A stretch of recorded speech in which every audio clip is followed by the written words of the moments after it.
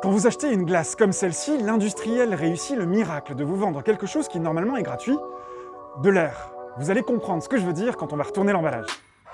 Donc là, 900 ml, 482 grammes. C'était quand même un sacré décalage. Le décalage, c'est le foisonnement. C'est la quantité d'air qu'on va incorporer dans la glace au moment où on va réaliser cette glace. On essaie de reproduire la carte d'or. Ouais, on y va.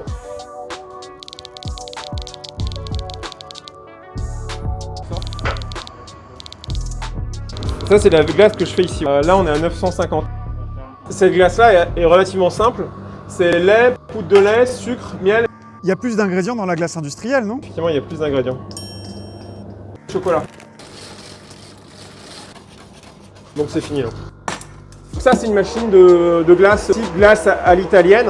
Cette molette-là, elle nous permet de régler le volume d'air qu'on va incorporer. On va le mettre au max à 1 pour essayer de pousser le maximum d'air. C'est pas effectivement des machines des industriels de la glace. Je peux te remontrer à quoi ça ressemble. Alors, ça ressemble à ça. L'overrun, c'est le mot anglais pour le foisonnement, d'accord? Donc c'est le pourcentage d'air qu'on va incorporer dans le mix. Il est donné entre 30 et 120%. 120%, en fait, sauf erreur de calcul de ma part, en fait, on est à 450 grammes par litre de glace. Et voilà. Le mix, il a été pompé et on a injecté plus d'air que ce qu'on fait d'habitude. 735. Bon, on est encore loin des 535 grammes par litre de carte d'or, mais c'est pas mal.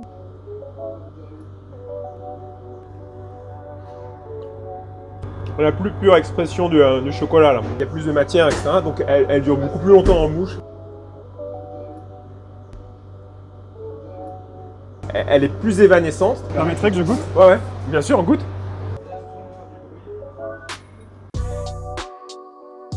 Évanescente, c'est surtout une manière de dire qu'elle a beaucoup moins de goût. Le fait de foisonner, c'est-à-dire injecter de l'air dans la crème glacée, est tout à fait légal, mais il est strictement encadré par la répression des fraudes, qui impose un poids minimal par litre de 450 grammes. On nous vendrait donc, en toute légalité, de l'air pour de la glace. Alors, on peut le considérer comme ça, sauf qu'on ne vous vend pas de l'air, mais il y a de l'air dedans. Et normalement, le prix est plus bas. Je suis enseignant, professeur, j'ai travaillé aussi à une époque à former des glaciers industriels. Et la glace Carrefour? On a un foisonnement légèrement supérieur à ce qu'il y a chez Carte d'Or, donc il y a encore un peu plus d'air dedans, ce qui permet de réduire un petit peu le prix aussi. Donc vous voyez, il y a une certaine logique, plus il y a d'air, moins c'est cher. Donc Picard, 550 grammes pour 1000 millilitres, on est entre les deux. Du coup, là, la logique, elle tient plus. Il y a moins d'air et c'est aussi moins cher que la carte d'or. La Ben Jerry's, par contre, elle a l'air vraiment à part. Oui, très peu foisonné. En gros, un quart d'air dans le produit fini, ce qui fait qu'on a une glace qui est beaucoup plus aromatique, du coup, puisque les arômes sont moins dilués par l'air qui est présent. Donc on est sur la catégorie des glaces premium. Et pourtant, c'est le même fabricant Unilever que carte d'or. Bon, vraisemblablement, carte d'or, c'est pas la meilleure affaire et vous verrez à la fin de cette vidéo qu'on est loin d'avoir tout raconté sur ce produit.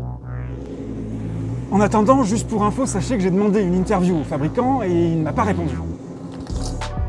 Maintenant, pour vérifier si les glaces peu foisonnées sont bien les meilleures, on va faire un test avec une chef pâtissière étoilée qui tient aussi une boutique de glace.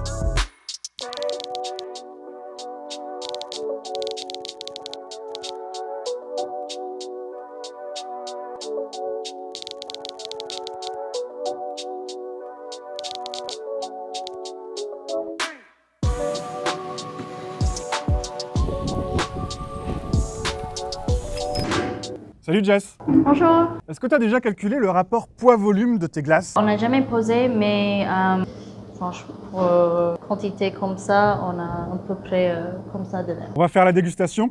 Ouais.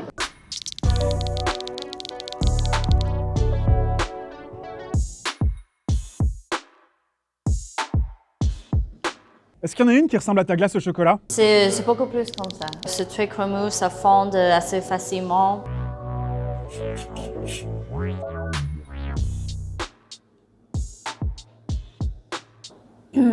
J'ai beaucoup de goût de sucre. C'est pas très concentré en chocolat.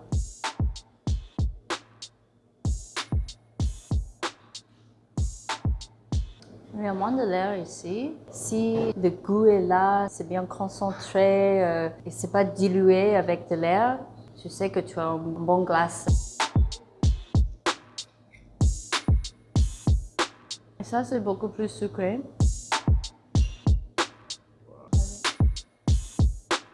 Ça, c'est pas mal. Oui, c'est pas mal.